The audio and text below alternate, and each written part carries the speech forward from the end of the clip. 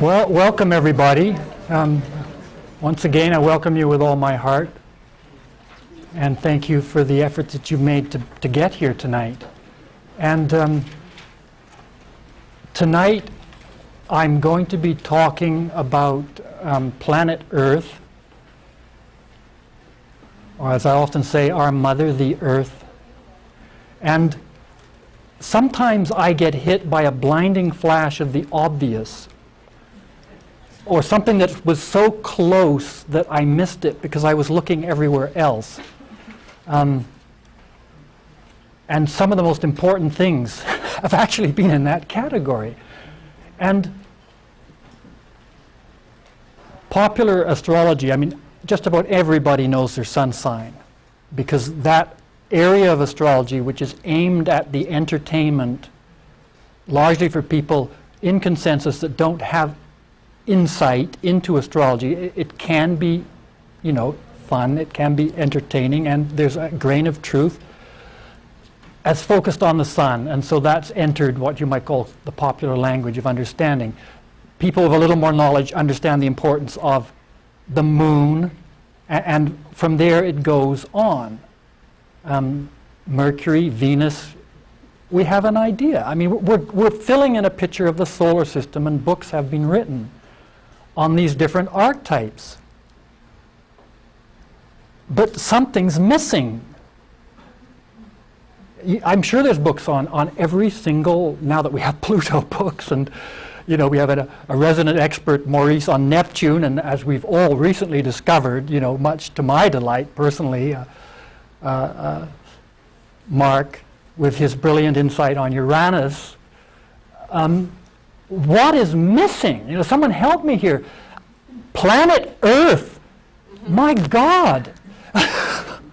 And to get a little bit of perspective, the sun and the moon can easily be recognized as major luminaries. If we want to get mathematical or to go into astronomy or physics for a while, we happily entertain, it's a comforting thought in terms of balance that the sun is 30 minutes of the circumference, 360 degrees, 30 minutes wide, if you measure it from here. So is the moon, exactly 30 minutes. That's half a degree in size. We don't give any, the rest of the planets are so tiny that they're unmeasurable, but from here. But the sun and the moon each have half a degree of size. Well, the Earth, at the very least, has a full 180 degrees from where we are. And so suddenly this hit me that perhaps there was something worth looking at for me to reflect on the planet Earth and her meaning in my experience and in my practice as an astrologer. And of course, where to locate planet Earth in the chart, how to get a measurable entryway, you might say, to the archetype, how to relate it to our each person's unique individual chart. Where is planet Earth? And it's already there.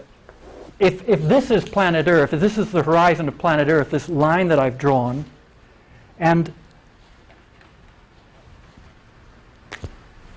at the moment of your birth, you're a speck here, and if you want to imagine that you're erecting your chart around you, let's say this little circle is going to be your chart, and here the lines for the houses that we're all familiar with.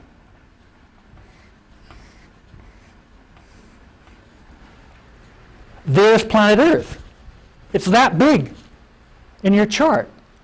And the entry point of beginning to locate planet Earth that I use is, of course, the ascendant.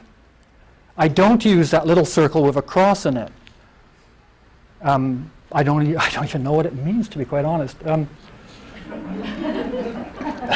But I've heard it referred to as the Earth. And so that's how I locate the planet Earth. And, as you know, any planets that are located in the night sky or below the horizon are in the first 6 houses, and anything that's above the physical horizon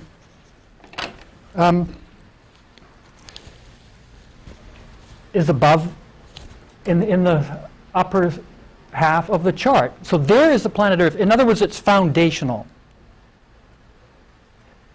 And in our journey as souls to planet Earth, to incarnate here, what are the lessons? Why? Why incarnate on planet Earth? What might be a causal factor for an incarnation here on this awesome, beautiful, mysterious planet that we are rapidly proving ourselves so clearly unworthy of? So, to evolve our soul. well, yes, right on. You know, I think you've answered that question. So, I guess the lecture's over.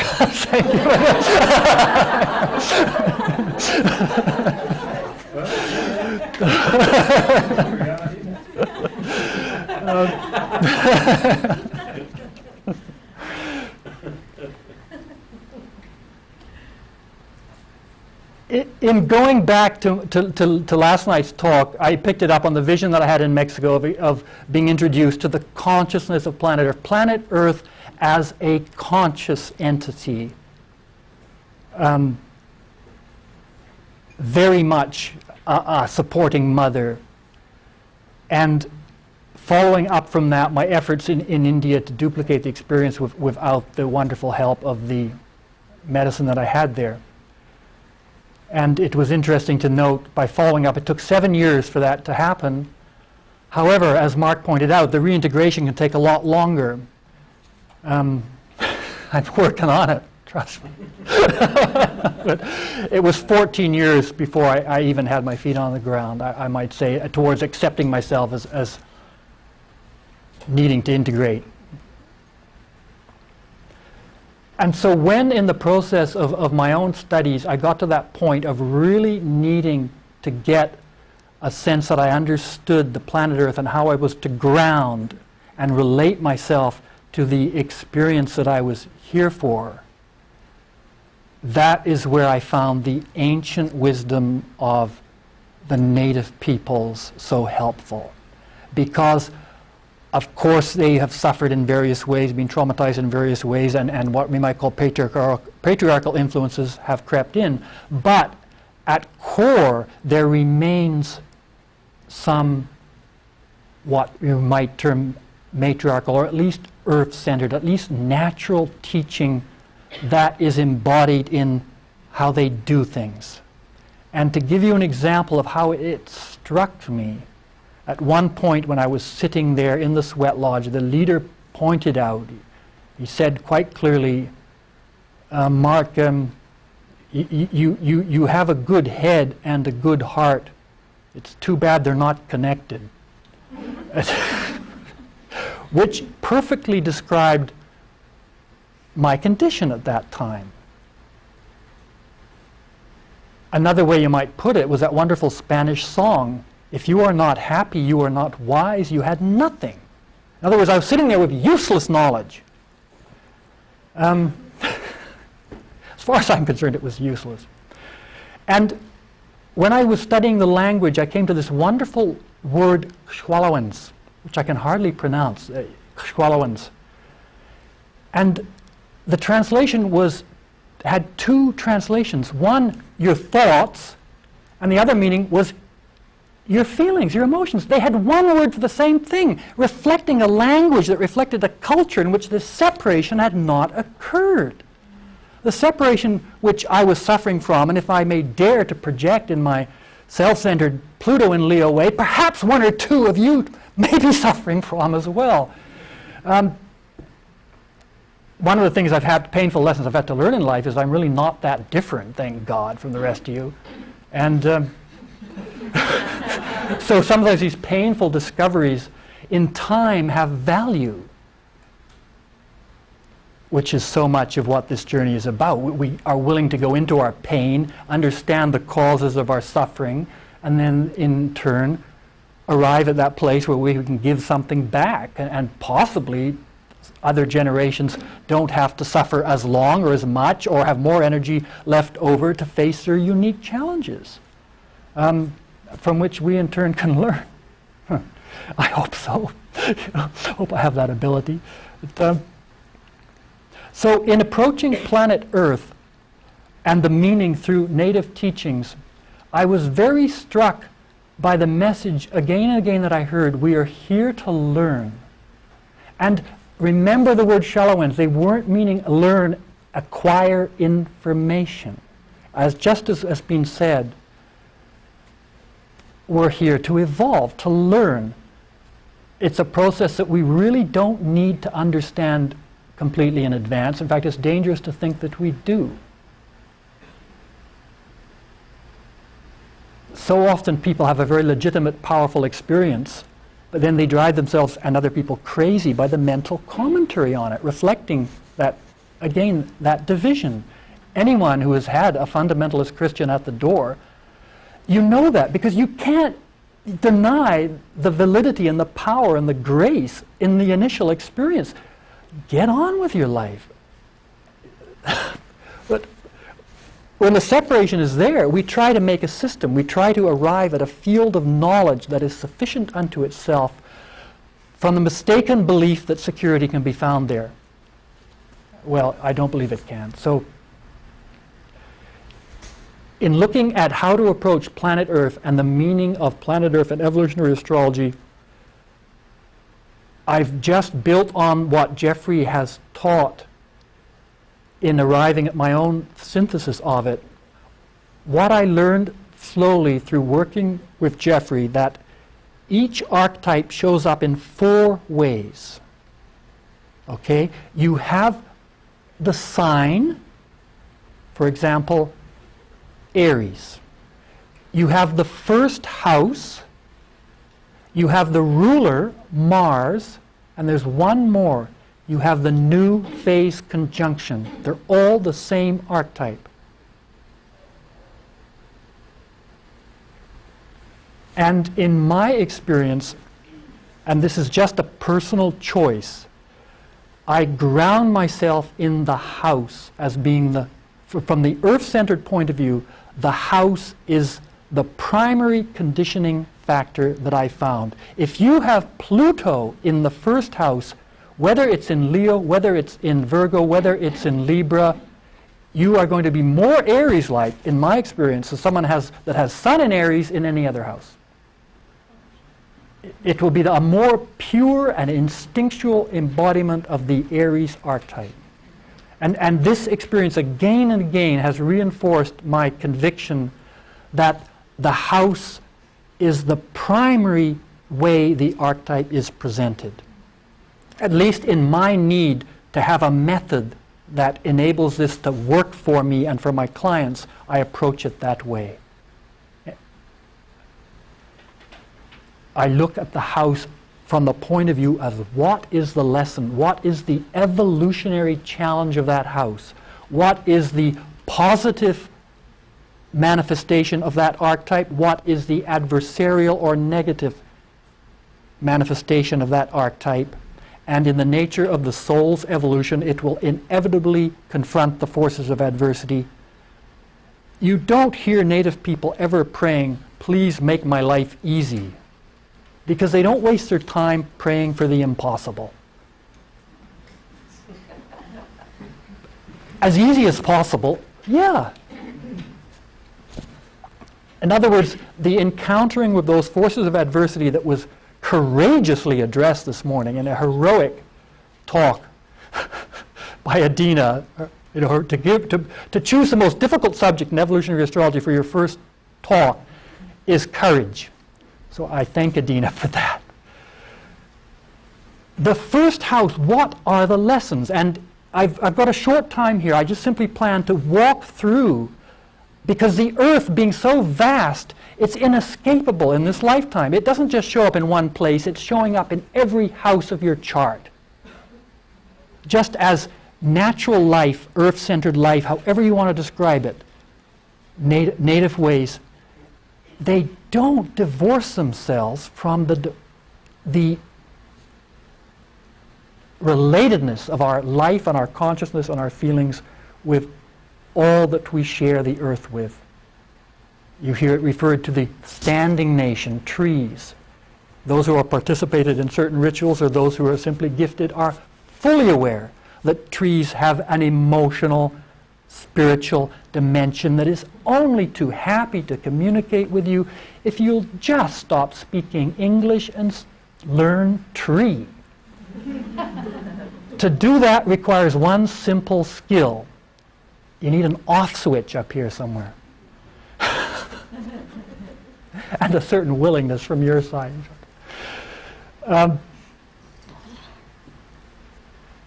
I was amazed. I spent some time in India working with cows. I'm famous for these digressions, but people smile when I tell them, so I won't stop. And I learned you can express every single emotion that there is with one word, moo. It's how you say it.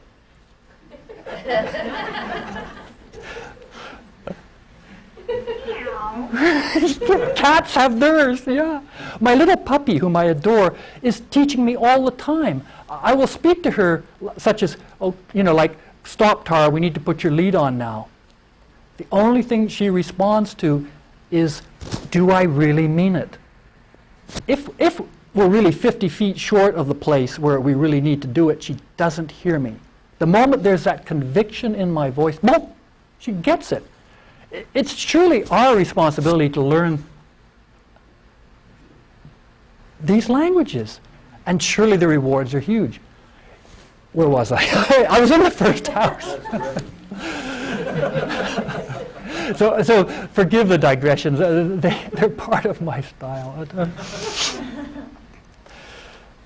What is the lesson in the first house? And clearly to affect your evolution,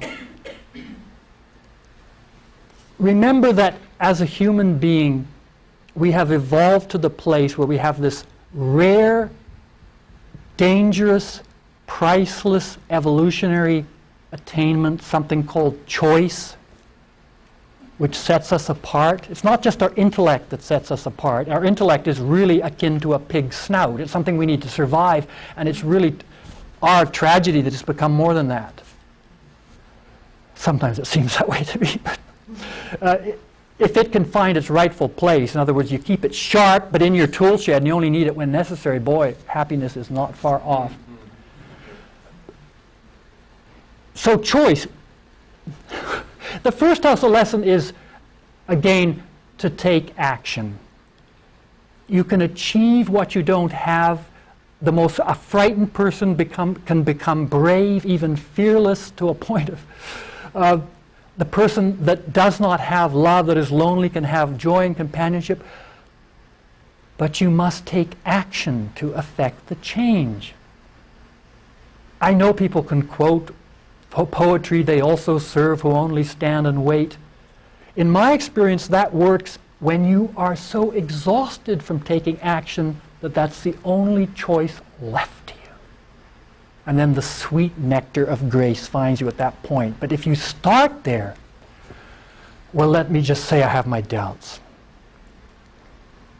For each challenge that each house presents to us, the first house, the Aries archetype, Mars, new phase conjunction, the need to take action to initiate the natural, legitimate expression of your desires, those desires that do not involve harming, shaming another human being or interfering with their freedom in any way, are what I call natural, legitimate desires. It's the expression of them in intelligent and compassionate ways that leads to your evolution, your freedom, your liberation, not the bullshit suppression or transcendence that's been so thoroughly indoctrinated into us for so long, even by some so-called enlightened people.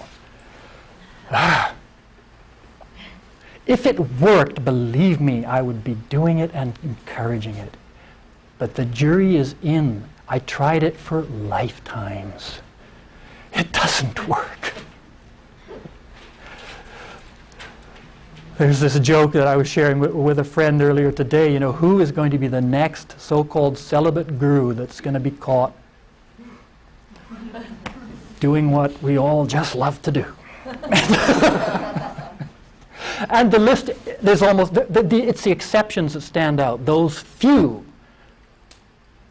who, if they were foolish enough to take a vow of chastity, poverty, obedience, whatever it was, actually kept it. They're so rare, they shine like stars. But my point here, so loud and clear, is why bother? You know, unless it's an unavoidable choice that frees you up for service in some way that involves no degree of suppression or avoidance. Why bother?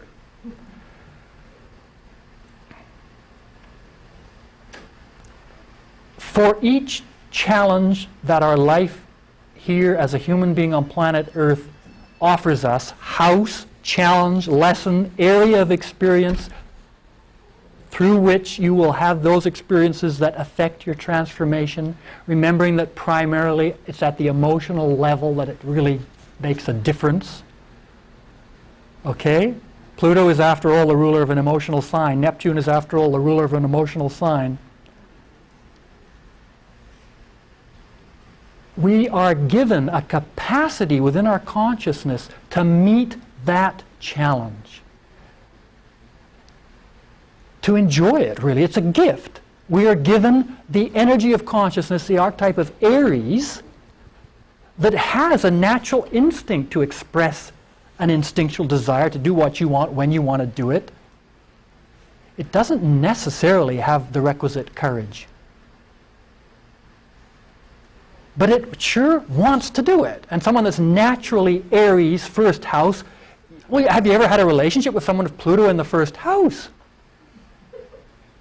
You know, you sort of have to sometimes make an appointment. And it's an instinct. They want and need their freedom. And if you're at a place where you can let them have it, the relationship will go fine. And in every chart, there will be the planet Mars showing you exactly where you are picking up in your own evolutionary journey with your efforts to learn that lesson and manifest that archetype in your life. And it will relate to all the other archetypes. But we won't go there because that's where my left brain just short circuits. Planet Mars, I'm going to go there. Planet Mars will, by aspect and phase, relate to every other single thing in your chart. And it can tell you just how it's integrating. Let's say the planet Mars is square the moon. Okay, you get a hint that maybe when you want to act on your instinctual desires, which is maybe to climb Mount Everest, it threatens your emotional security. Well, duh. You know, I mean, astrology can be amazingly simple. And the way of bringing it all together by way of synthesis, when you express the first house archetype of wanting to manifest your own legitimate desires and needing the freedom to do so, how is it going to affect the rest of your life? How is it going to affect your mother's opinion when you're young? Fourth house, it's square the fourth house. Your father's opinion, 10th house, it's square the 10th house. Your partner's opinion, if you're married, 7th house, it's opposite that. I mean, you get these huge, clear clues of the nature of the complexity and the challenges and the sacrifices made anytime you make a hard choice. If I want to do what I want, and I've got Mars in the first house, and it's opposite Venus in the 7th house, and I've just met a beautiful woman that I love, perhaps I might have to learn some negotiation skills at that point. If, as I usually do, I want to have everything go my way. And what I've learned from brutal experience is that a relationship can withstand 2 months, maybe 3, of absence.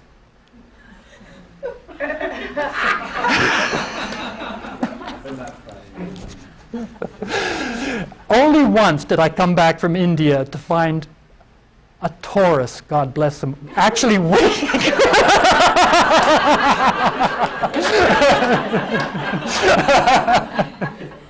And so I've wisely now chosen a Pluto in the 2nd house.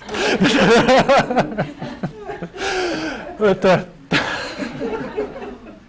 I'm sorry. So moving quickly, we've got 12 whole archetypes to get through, and there's 2 minutes remaining. Oh, God. In the 2nd house, so there's going to be a lesson in the 2nd house, and just as the 1st house was a so-called yang sign, the energy needs to go out to get what you want when you want it. So in this universe where we're trying to learn balance, we go in the second house, and we really are faced with a challenge that in the medicine wheel relates to the direction of the south.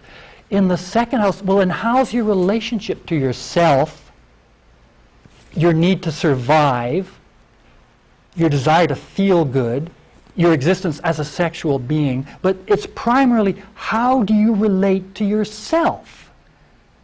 The foundation of all other relationships, the inner vibration of Venus. Learning to take care of yourself. It's a thing that for us masochists, it's a huge thing to learn, to receive the nourishment that's so abundantly offered. It breaks my heart sometimes to see someone that's hungry for a certain experience, perhaps love, and it's been offered all around them, but they're so traumatized, they're so deeply impregnated with the conviction at the pre-verbal level that they're unworthy of it, that they don't receive it. And to be quite honest, what's happened in my own sort of journey of relating here to people, I used to be quite clear about my focus that a sadist that's being abusive of another human being is doing something that's clearly wrong. It's even more wrong when the abuse is aimed at children, because we know they're children, because we know, there's no doubt that in our minds they have a responsibility to take care of those children. Nobody has any trouble recognizing it as wrong. What's happened here is that a masochist is being unkind to themselves. And I know, with the same conviction that I know a parent owes responsibility to nurture the child, that you have a responsibility to be kind to yourself. It's clear. And so I get the same feeling of pain that something is wrong when I confront the masochistic psychology that is being unkind to themselves, unnecessarily critical, unnecessarily conscious of their faults, avoiding those experiences that they know are good for them for their own well-being, doing things that are harmful. This is all second house stuff. Learning to be kind to yourself, learning to have those types of clear boundaries in relationship where you don't put up with abuse. That's the way you never get it, or you only get it once. How many are there? It takes some time. Second house lesson, to be kind to yourself. You don't stick around. And of course it takes great courage to say, I do actually believe I'm worthy of a better situation. For me, it would always manifest in work. I'd be pushed to the point where I'd just throw down my usual tools, doing some brutal seasonal outdoor work, which is all you get when you have no resume, no experience. You just come back from India and you're broke. And I'd say, that's it, I must have a better situation. And it would always happen. Other people tend, not always, but they tend to treat you and value you as a reflection of how you value yourself. And so the importance of the second house as a foundation to your future relationships, it's a lesson. There it is over there in the second house. This is how I approach astrology, okay? What are the lessons? And the reason I do this is quite selfish. It leads to happiness, okay? Both for myself and hopefully my clients. And I don't believe it's possible to underestimate ordinary human happiness. It is a huge achievement. It's not a given. There are certain intellectual existentialists that like to think that a splendid suffering is preferable to a mediocre happiness. Show me a mediocre happiness. It's a ridiculous jumbo shrimp oxymoron. They don't fool me. I hope. So in the third house, again, we go out to explore the environment. Here we have the archetype of Gemini, Mercury. What is the lesson from an Earth-centered point of view? You begin to learn that you are related to all things, that you're not a separate consciousness. And wherein lies the inherent value of that? If you want a definition of hellish suffering, it's separation. You're alone, and there's no hope of overcoming that. That is only a wonderful thing when it's at the Pisces level. In other words, unity. So of course there's aloneness, but it includes everything. That's aloneness at any other level is going to equal some degree of suffering unless it's an intelligent choice, a kind of retreat. In my journey, those times in which I thought I'd made a fatal mistake and that my consciousness had forever separated itself from the possibilities of giving and receiving love and unity, they were hellish. So you begin that exploration here in the third house. Anyone who's studied with Jeffrey knows it's the beginning of what he might call the four signs that correlate to this phenomenon of the daemon archetype, shamanistic types of exploration of our relatedness to all things, being able to communicate with other consciousness, to learn in many cases simply what they have to offer. The bear is so respected in native traditions because it has the power to go and root out exactly the medicine it needs to heal whatever is bothering it. That process begins in Gemini. However, what has happened to Gemini? Wherein lies the adversity? Well, I think we've all had at least 12 years of it. Left-brained education. It's gone all the way to the fact that the Cartesian rational scientific paradigm for life and creation, with its very limited ability to measure and know anything, has crossed the line and become a dogma to the point that they ridicule doubt. God help, they can no longer legally persecute those that don't accept their point of view. In other words, if they can't measure it with the scientific tools that are limited in much of the origins of that belief system to very much a physical reality. In other words, a complete denial of our natural spiritual dimension, a denial of the soul, a denial of our energetic conscious interface with the rest of creation. As Joseph Campbell put it, it effectively cut off the lines of communication between the individual consciousness, you, and the rest of creation. It all happened right there in the third house. So to reconnect, to rebuild those lines of connection so there's a healthy communication going on, and you're given the capacity to meet that challenge. Everybody has Gemini somewhere in their chart, the natural curiosity to explore and learn. Everybody has Mercury. And it's usually not the acquisition of more formal learning that we needed, although in many cases that is the need. But now there's a growing need to reconnect to the old ways of connecting. In other words, an exchange of gifts, an exchange of communications, learning the languages of cows and trees and whatever your predilection is, whatever calls you. Sometimes you simply just go out and express your intention and sit still, and that which wishes to communicate with you will show up. That's a happy day. Perhaps it'll teach you a song and a dance.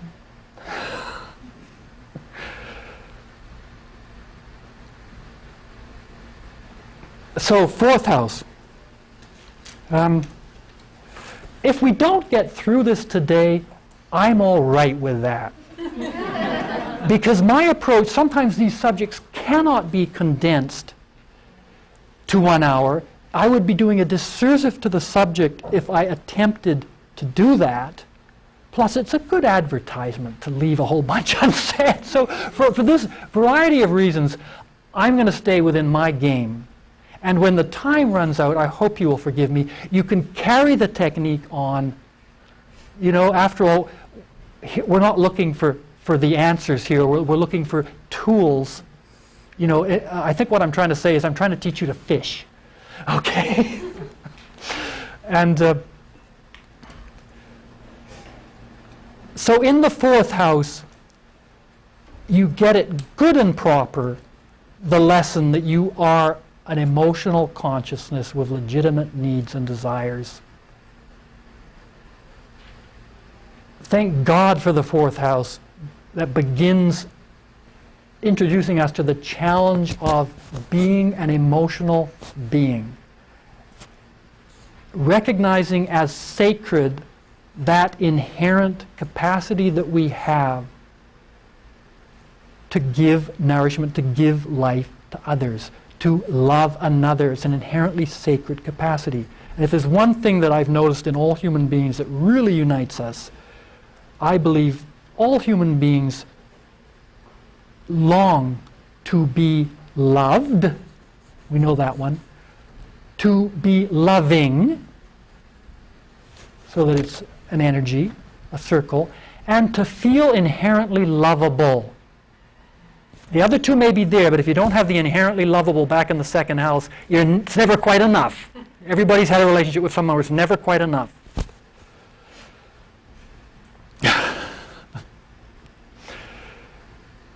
So, in the fourth house, in most of our cases, not all, but in this culture, in most of our cases, we are introduced to what it feels like to have a lack of love. The challenge that's set off in the first house is to seek a source of love that can actually meet the kind of insatiable need and legitimate desires, I call it, that is set off when you were raised with an inadequate amount of love. It begins the search for the Creator right there in the fourth house. Because the goddess, the Creator in the aspect of Divine Mother is finally capable of really providing that security that is from within and goes with you wherever you are. If you want a motivation for embracing yourself as an emotional being on a journey of love, if you are aware of how it feels not to be getting that I don't think in adult relationship we should ever hope for unconditional love. I don't think it's fair.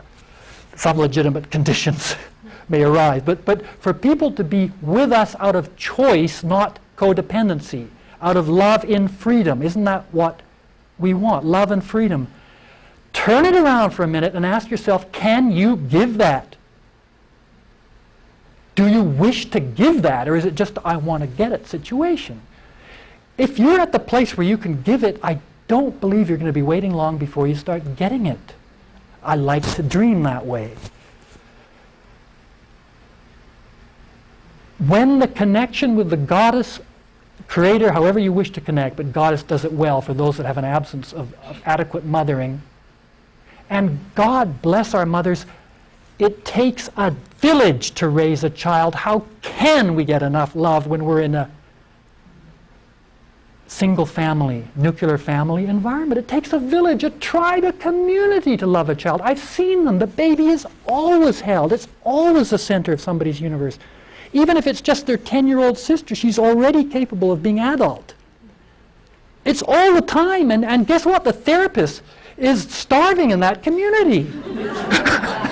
They have to learn a useful trade. Excuse me, therapist.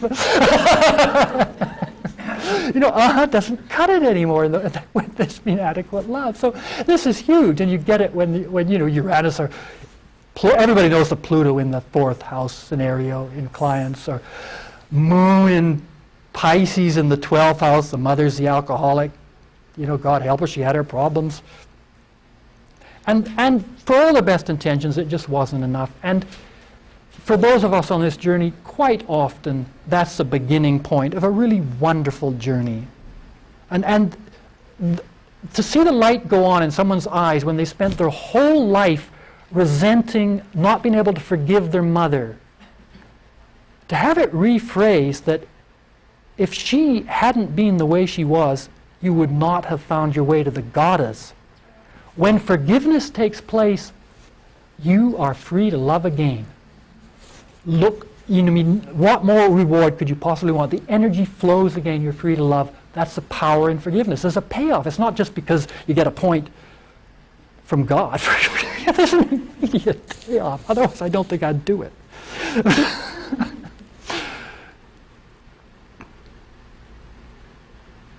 It's been a hard journey for those of us particularly that had a rather Eastern patriarchal background.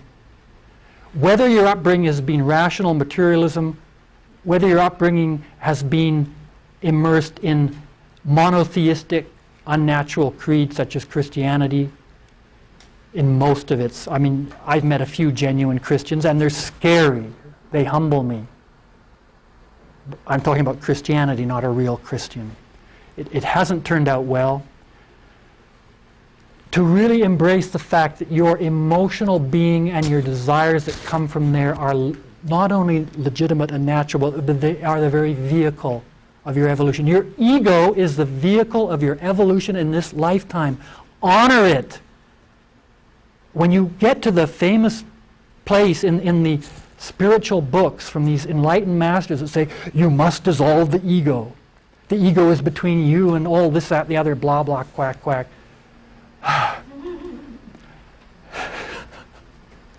Well, it's just sad. It doesn't turn out well. And even if one does enjoy a bit of transcendence and a rest from the challenges at the emotional level, therein lies the value. It's a holiday. I used to do 10-day Vipassana meditation retreats as a holiday. And then I got on with the work. I learned that that's the value they had for me.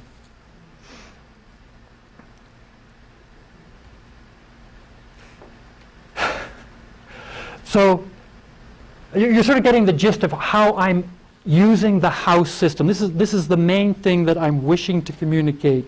It's that there's a multifaceted language in evolutionary astrology, and the original intention of a word, bija, a vibration that was intended to open a window in consciousness so that you could experience directly that which was named, the inherent power and magic in language that we have lost. When native peoples speak their language, if you're in the right frame of mind, you can see it. It hangs in the air with beautiful colors. It's that real. English is wonderful for communicating with your lawyer, your doctor, your financial advisor, and, well, we do our best. I mean, it can be a wonderful poetic language. I shouldn't knock it. But the original power of language. See, usually around at this point, the barriers break down. I have a Neptune transit, and all the different houses start blending. So language that we were introduced to in the third house, when it starts being integrated with all the other archetypes, it takes on this kind of dimension. So when emotion is honored, when our connectedness of all other life and all other life forms and consciousness is honored, you get back to the original languages that in the native way say were given to us. The languages that were given to us. Golden languages have this inherent power. There are 50 words for love in Sanskrit.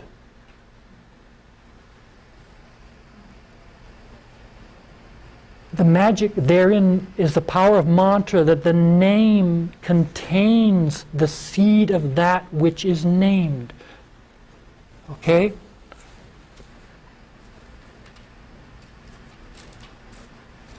Those who wish to take the road to security of integrating third house techniques with fourth house emotional needs can remember that if you take the name of the mantra of the Divine Mother, she is with you. That's the kind of faith that makes a difference. And it is literally true, but it requires a little cooperation on our part to feel the results. What's the mantra?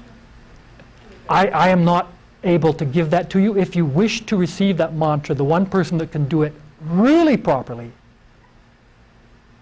and who will do it, and who will come to your part of the world, her name is Amritanandamai, Amma.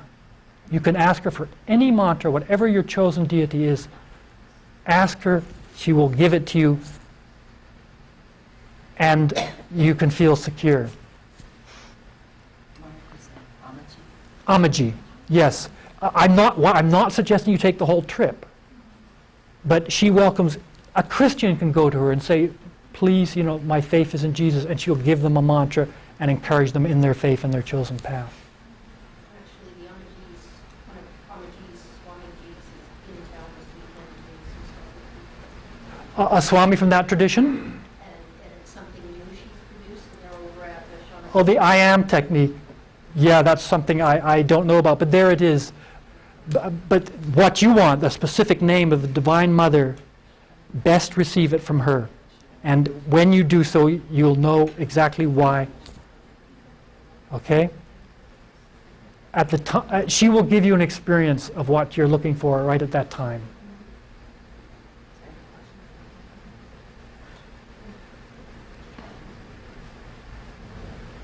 When we're talking about the fourth house, we are talking about the mother archetype. It connects naturally to Scorpio and Pisces. And as everybody knows, I don't need to go there, but it's one that we're working at reclaiming so that all the responsibility isn't given to one mortal woman. It's more than most can do.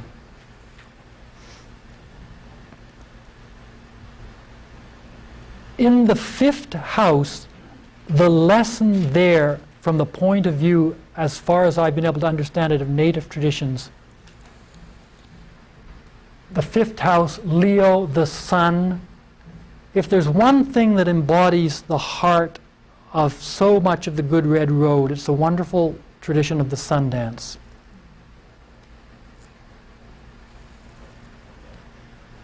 Through that archetype, you connect with your inherent goodness, your right to be here, your capacity to create and make a difference, your courage to be a solar warrior, one who is willing to go out and defend that which you value.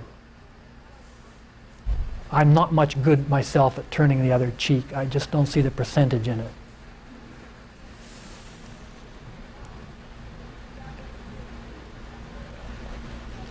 Creativity, whether it's second house sexual creativity, any form of creativity, it's inherently sacred. And by sacred, I mean like the Creator. It's another blinding flash of the obvious. Why do people have an attitude of worship to God, the Creator?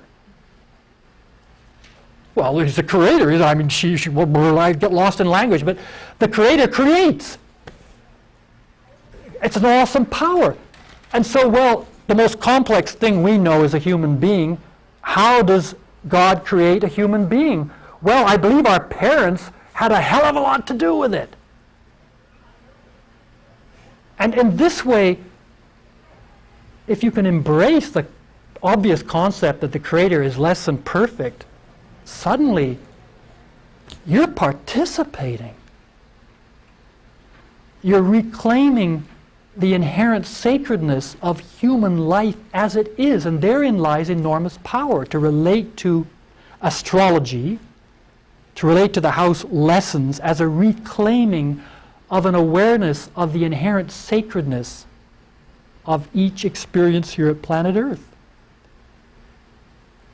Okay, is everybody with me at this point? I think I'll finally ask for questions, because it's important for me to check in that I'm on track with what you are able to receive. Okay, what's working?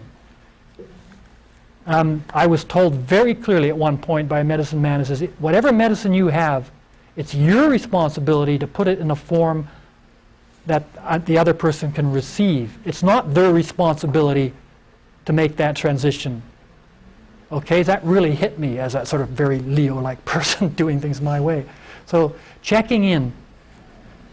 Are you with me on Leo? Is there any questions? Clearly I have a purpose behind my life that reflects wherever I'm at, and that is to simply reconnect with the incredible value of a human life and the natural sacredness. Natural peoples have not lost this sometime, somewhere. God knows, what happened on this continent. There's been incredible trauma and damage and loss, but wherever it is preserved, the message is the value in your human life, the spirituality of it, the sacredness of it, is not some special part far away that you can only get in the monastery with your legs tied in a knot. Or when you're a vegetarian or wearing white or something like that. It's life as it is where it's at. It's right there in your body with your emotions and with your sacred sexuality and with our efforts and our lessons. That's the place to be. That's where the most power is.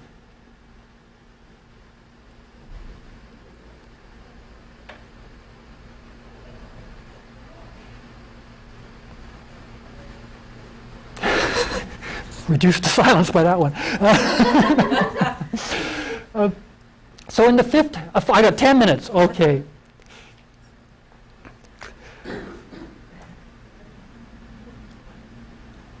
Something serious happens at the sixth house cusp. I love cusps, boy. The Leo's doing its thing, and then the sixth house cusp comes along, and oh my God. You really, the lesson in the sixth house is that you are part of a community, and wonderful though you may be, there's a legitimate need for you to serve a useful function in that community, to be capable of giving something back that is measurable, that it actually meets other people's needs, and that there's value in it for other people. This whole difficult lesson that might be described as humility, the willingness to serve, what began in the third house, where you have the extroverted dynamic of Mercury and Venus being archetypes that have a dual function within and without. In the sixth house, one reflects on the sum total of the experiences that you've had, the information that you've learned, the skills that you have, and you make a choice: what is useful? What will I perfect? What will I become proficient at, to the point where I can hang out a shingle or offer back, be a part of a whole?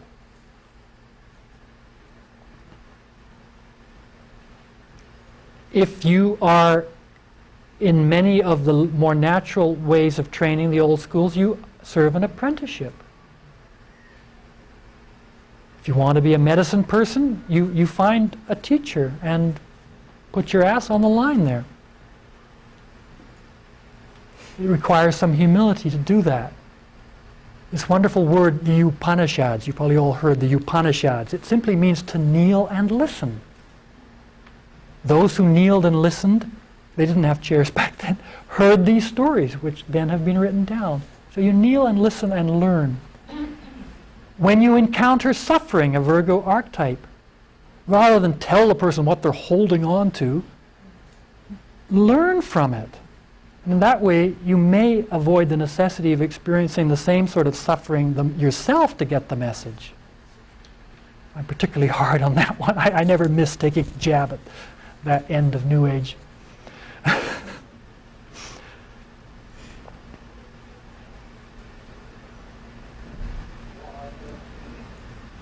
And in the sixth house, consciousness takes that leap that I spoke of last night, of coming to what I might call maturity. Some initiation can take place, perhaps some healing can take place, and one must cross certain barriers that are usually generated by and reaching their peak in Leo of a very self-limited concept of the world. Okay? Children have a natural right to have their world center on their needs. It's a natural right. When it is fulfilled, the initiations that involve a maturing process and a transition into adulthood occur in a smooth way. There may be some trauma involved in the men. There is a reason for that. But that trauma is part of a ritual context. These types of initiations and transformations are Virgo archetypes. Something needs to change. Something needs to separate from the childlike dependence on being given to and go through a process where it can give back. In this culture, the natural initiation experiences for the males have been almost completely lost. By the nature of a woman's biology, initiations take place. They are real.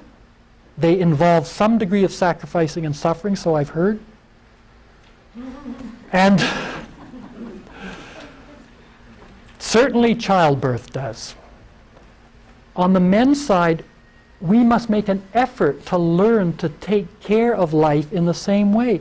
So we have traditions like the sun dance, where a man learns that he can pass through transformational experiences that empower and mature him to the point where he can give back. And I know I will speak to probably every woman in this room. How many times have you had the experience of meeting a wonderful guy, and at a certain stage of intimacy you realize you've got a big baby on your hands? Actually, I've been the big baby myself enough times. The Cancer Leo type, and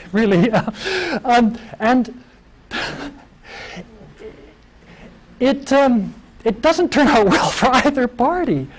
But it happens because the men, we've lost those transformational rituals. We need to go out and get them back. You need to fight for that. And you do it alone or with other men.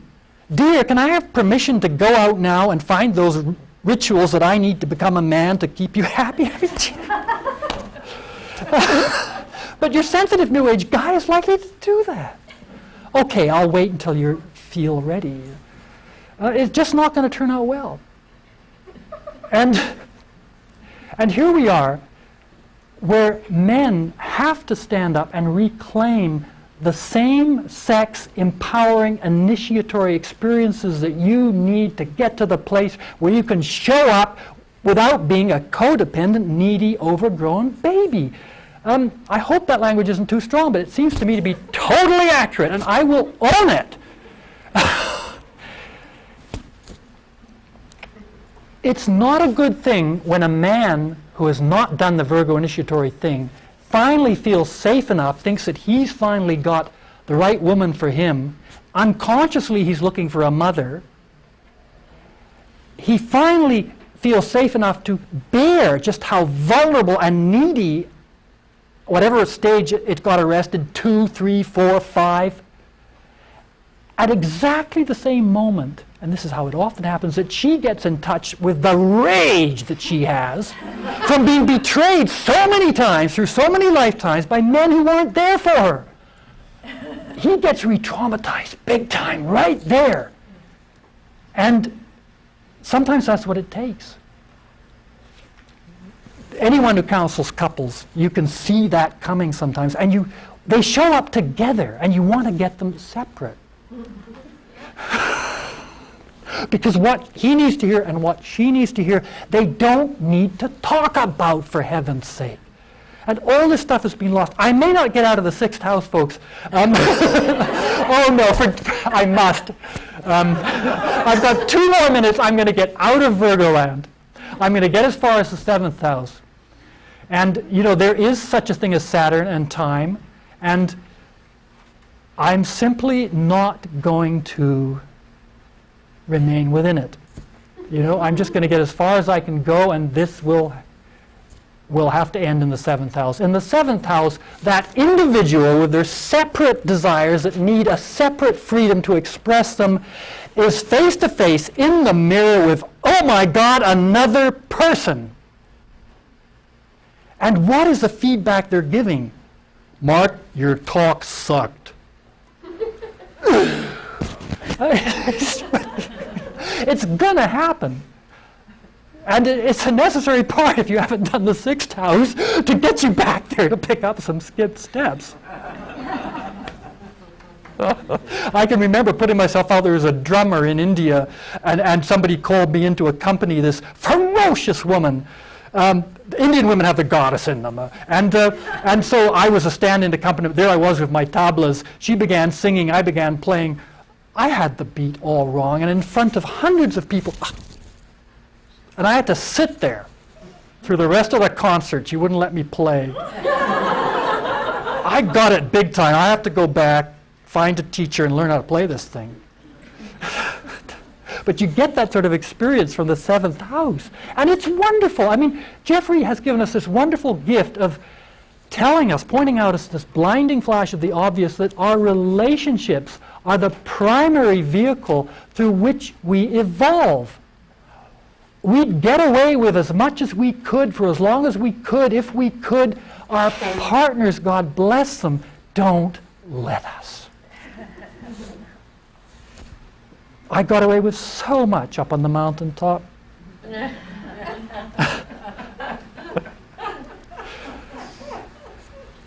Well, not the mountaintop, it's cold up there, but alone. You get away with so much, and so much doesn't evolve. You meet so many people that they're 40 years in a monastery and paid a therapist $5,000 to get in touch with their tears.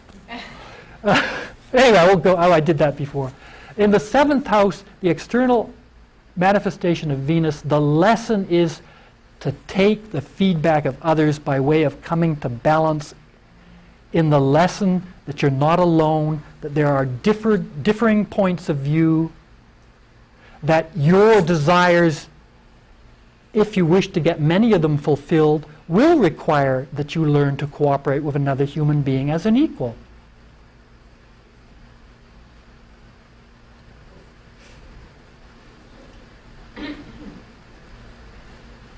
So,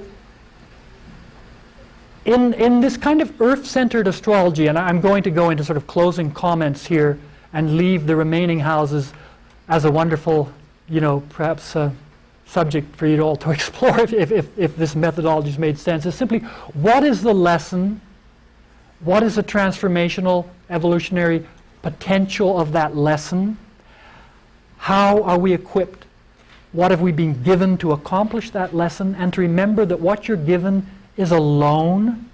The time runs out, so to use it well while the time is with you, let your tools shine in use. And the wonderful thing, to arrive at the end of life with no gift, no tool that you haven't used up, nothing that you've received that you haven't given away. And in that way, the lessons fully learned to the degree that is possible in your lifetime, and the spirit, the soul, so light that the tools have been used. They're absolutely worn out. You see an old artisan, an old skilled person, their body is used up, their face is wrinkled, and you look into their eyes and you see that unnamed and in many cases unknown love shining in their eyes, and you just have a sense that death for them is so wonderful because they've made such full use of their time here on planet Earth, the gift of their body, their span of life, their experiences, what's been given, what is in your environment, made full use of it. And gone as far as you can in the time that's given to you. So that rather is coming to a natural end. Thank you for your attention.